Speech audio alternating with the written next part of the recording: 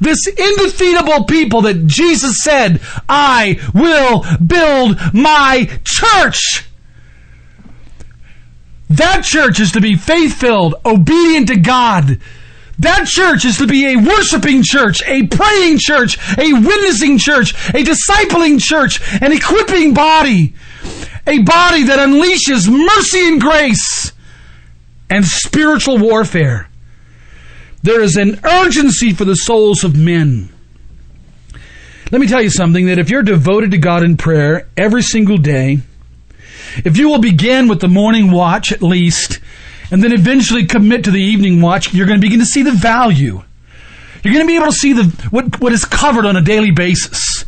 You're going to be able to every single day have testimony that God is interacting in your life, and that answers are literally appearing before your very eyes.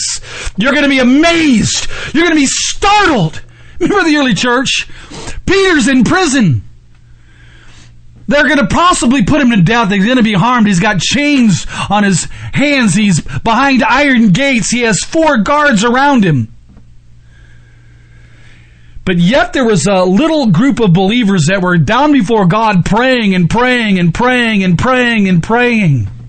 What they did not know in the midst of their praying and praying and praying and praying is that God was operating. He had listened, he had heard, and on the basis of their prayers, he had dispatched an angel, and he began to move. And all of a sudden, Peter is woken up, an angel wakes him up. The chains literally supernaturally fall off his arms.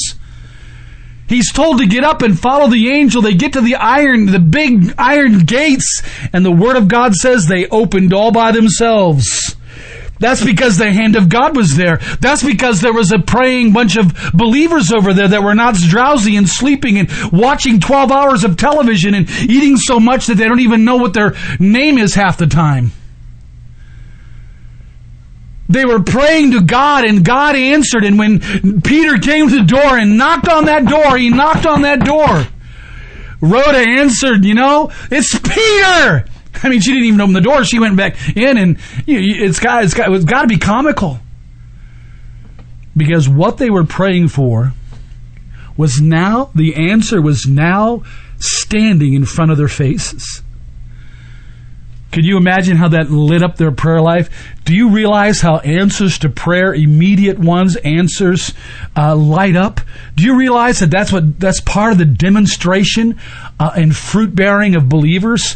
That's what God expects. That's what God wills. Why ask if you're not going to receive? Why seek if you're not going to find? Why knock if you're not going to, see doors opened?